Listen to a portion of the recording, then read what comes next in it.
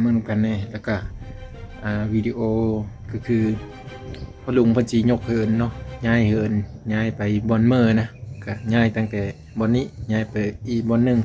ไกลกับบอนดังไผอยู่นะทุกคนก็สิถ่ายวิดีโอให้เบิ่งอันนี้มันลองเบิ่งเนาะรถไถคันหนึงก็ดึงไปไม่ได้นะก็ติดตามเบิ่งอีกว่าสิเป็นแนวเลยเนาะเพิ่นว่า แล้วมื้อนี้เนาะขึ้นเหินอ้ายหนึงแล้วก็เขาสิพากันมาดึงเหินตัวนี้ย้ายไปเนาะก็มาติดตามเบิ่งว่าสิเป็นแนวเลยเฮาก็มีเคยเห็นจักเทื่อเนาะทุกคนนี่หลังจากที่ยามมองมาได้กะว้ายหลายเติบอยู่ได้พี่น้องพูน ฝากติดตามบางด้วยนะครับขอบใจหลาย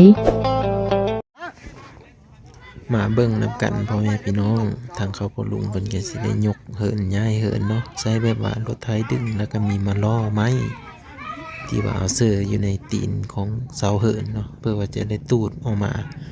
ย้ายออกมาพ่อแม่พี่น้องได้มาติดตามเบิ่งด้วยกันอันนี้แม่นเพิ่นลองเบิ่งซื่อๆยังไม่ทันได้ดึงอีหลีเนาะ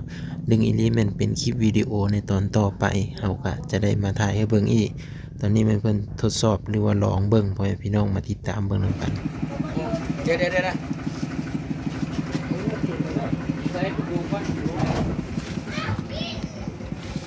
อะไรบ้านี่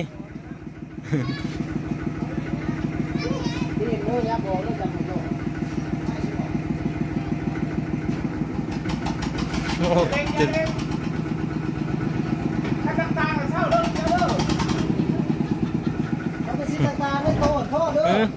เบิกคือลันกรอบๆไปได้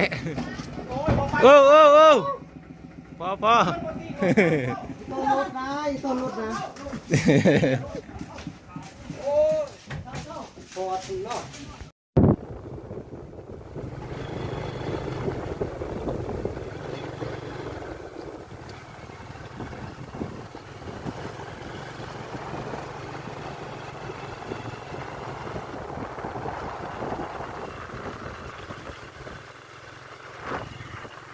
ยามมองเลยคนเดินไปแต่เศร้าเนาะหน้าตาที่เห็นในร่างก็มีปุ๊บเอาพวกน้อยๆเลยไปผมวันนี้ไปผู้เดียววันนี้ไม่ได้ถ่ายคลิปบนโต๊ะเนี่ยนี่ก็นี่ผ่านอันนี้ไปผ่านตรงวายไปวันรีสอร์ทเนี่ยมันเข้ามาพักผ่อนเนาะผ่านตัวนี้ไปแล้วก็ผ่านโอ้ยตัวนี้ไปคือเก้าวันแล้วทุกคนไปเชื่อวันเก้าวันสิได้มองสองด่างบุได้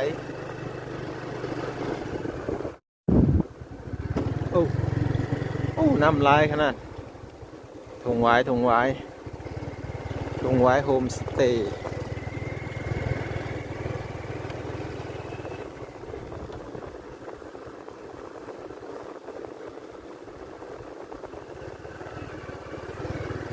นี่บอลพักบอลเที่ยวร้ายเลยพี่น้อง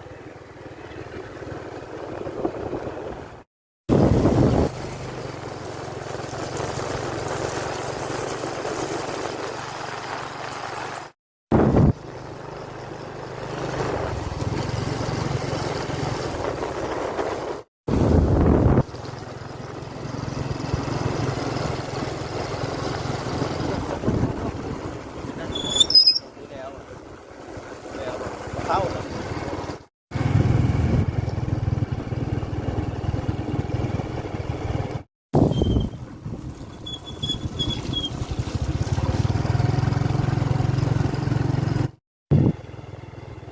ทางเข้าไปก็สิไปตามป่ากระเพเขาแล้วก็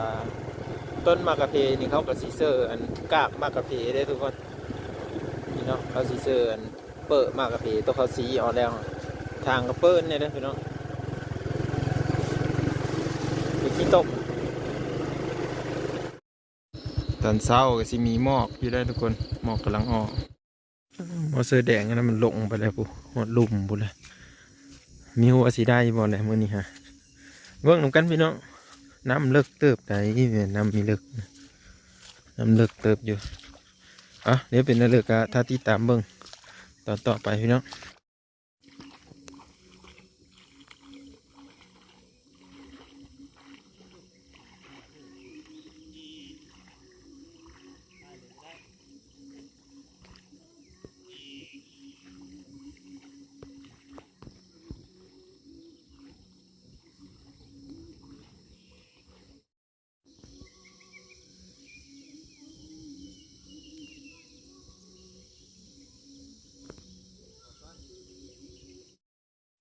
ทุกคนนี่หลังจากที่ยามมองมาได้กะว้าย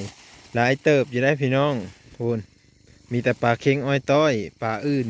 บ่อแก้มหอยเซอรี่ไข่พร้อมโอ้หอยเซอรี่ไข่ก็มีทุกคนนี่ทุกอย่าง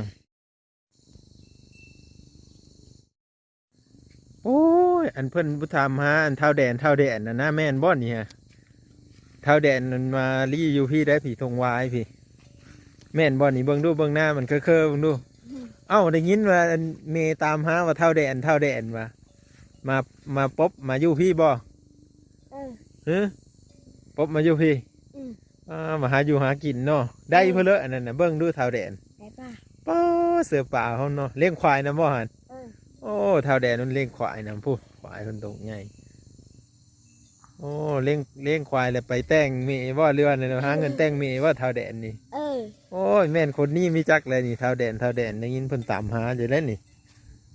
อ๋อได้ยินเพิ่นตามหาสงสัยแม่นแล้วคันแม่นก็เอ้าแท็กมาเบิ่งเด้อโอ้เป็นมาหาเลี้ยงควายมาหาเชื่อหมองเพิ่นก็ได้ไปมือก่อนถ้าแม่นก็แท็กมาโลดแท็กเท่าแดนมาแน่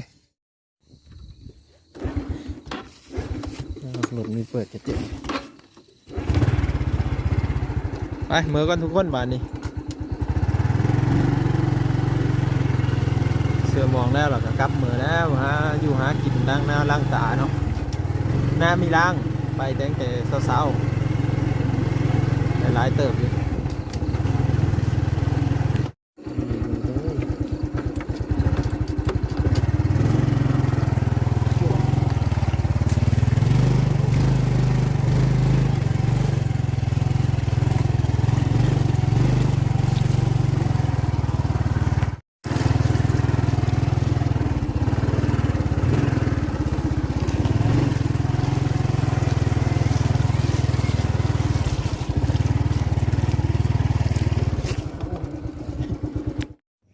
ตอนนี้ก็มาฮอตเทิร์นนะพี่น้อง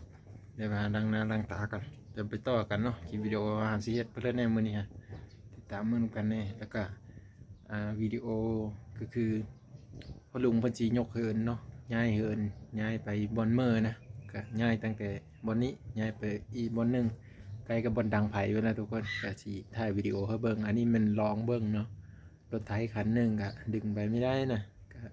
ติดตามเบิ้งอีว่าสิเป็นอะไรเนาะเพิ่นว่า แล้วเมื่อนี้เนาะขึ้นเฮินอายหนึ่งแล้วก็สิพากันมาดึงเฮินตัวนี้ย้ายไปเนาะก็มาติดตามเบิ่งว่าสิเป็นแนวเลยเราก็มีเคยเห็นจากเธอเนาะ ฝากติดตามบางด้วยนะครับขอบใจหลายๆ